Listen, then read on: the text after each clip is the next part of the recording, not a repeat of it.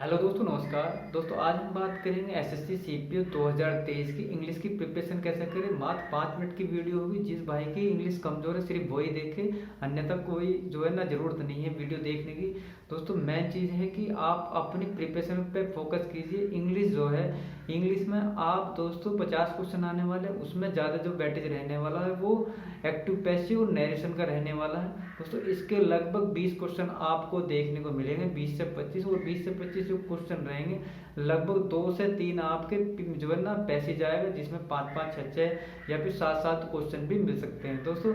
और बात करते हैं एंटोनियम, सिनोनियम्स और वन वर्ड सब्स्टिट्यूशन और PQRS आपको जो है ना एक शायद देखने को मिल सकता है, उसमें 5 से 6 क्वेश्चन आते हैं। इतने में ही दोस्तों आपका पूरी इंग्लिश निमट जाएगी। दोस्तों इसकी हमें कैसे तैयारी करनी, क्या हमें नया कोर्स लेना चाहिए? तो कोई भी नया कोर्स मत लीजिए, किसी से नया कोर्स परचेज मत कीजिए, वो सिर्फ आपका टाइम वेस्ट करेंगे।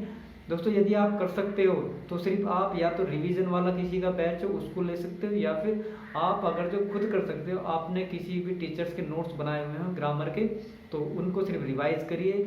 और लगभग PYQ जो प्रीवियस ईयर क्वेश्चन हैं, चाहे वो CGL या CPO के हैं, उन सब को आपने 1 से 2 बार पढ़ना है। जैसे कि आपको लगभग पैसेज 30 पैसेज आप कर लीजिए प्रीवियस ईयर के, वो बहुत होंगे। और लगभग 40 एक आप जो है ना 30-40 के बीच में आप PQRS करिए।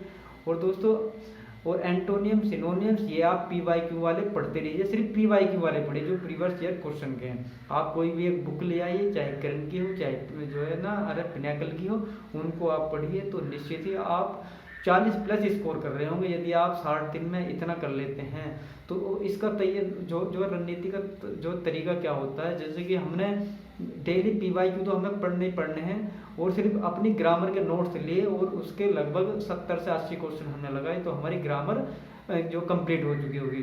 फिर हम उसके बाद में लेंगे क्लोज टेस्ट लगाएंगे। क्लोज टेस्ट यानी कि 1 से 2 डेली लगाओ, और एक पैसेज एटलीस्ट जो है ना डेली करना है, और PYQ डेली करने हैं। और अपने जो है वोकैब सेक्शन वो डेली आपको पढ़ना ही होगा, लगभग 30-30, 40-40 आप PYQ में जो भी आए हैं आपके जो है ना वोकैब सेक्शन, उसको आप पढ़िए। जैसे आप एंटोनियम्स ले लीजिए पहले, या फिर सिनोनिम्स ले लीजिए, वन वर्ड ले लीजिए। तो इसमें आप इतना करने के बाद में आप 40 प्लस स्कोर कर रहे हो। जो बच्चा 0 है, बिल्कुल इंग्लिश कमज़ोर है, वो भी 40 प्लस कर सकता है। यदि आप ऐसा कर रहे हैं तो ठीक है। अगर जो आप किसी नया कोर्स लेते हैं कि नए तरीके से पढ़ते हैं, नई बुक खरीद के लेकर आते हैं, यदि उनके चक्कर में पढ़ोगे तो शायद आप इस भर्ती से तो रह जाओगे, और फिर आपको 2024 या 25 वाला ही देखनी पड़ेगी एसएससी CPO, क्योंकि इसमें तो आपका होगा नहीं। आज यदि हो सकता है तो प्रीवियस ईयर बहुत जरूरी है दोस्तों। मैं इसी वजह से कह रहा हूँ, क्योंकि 2022 का खुद मैंने क्वालिफाई किया है, इस बेसिस पे मैं कह रहा हूँ, क्योंकि मेरी भी इंग्लिश बहुत कमज़ोर थी।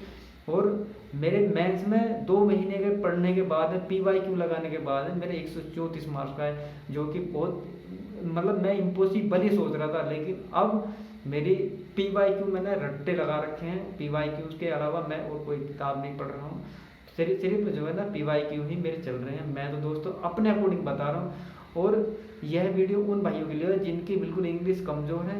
यहाँ कोई एक्सपर्ट आके कोई सलाह ना दे कि भाई तू गलत बता रहा। हो सकता है मैं आपके लिए गलत हूँ, लेकिन कुछ भाइयों के लिए मैं सही हो सकता हूँ, क्योंकि मैंने खुद ने अपना ऐसी इम्प्रूवमेंट की है अपनी इंग्लिश।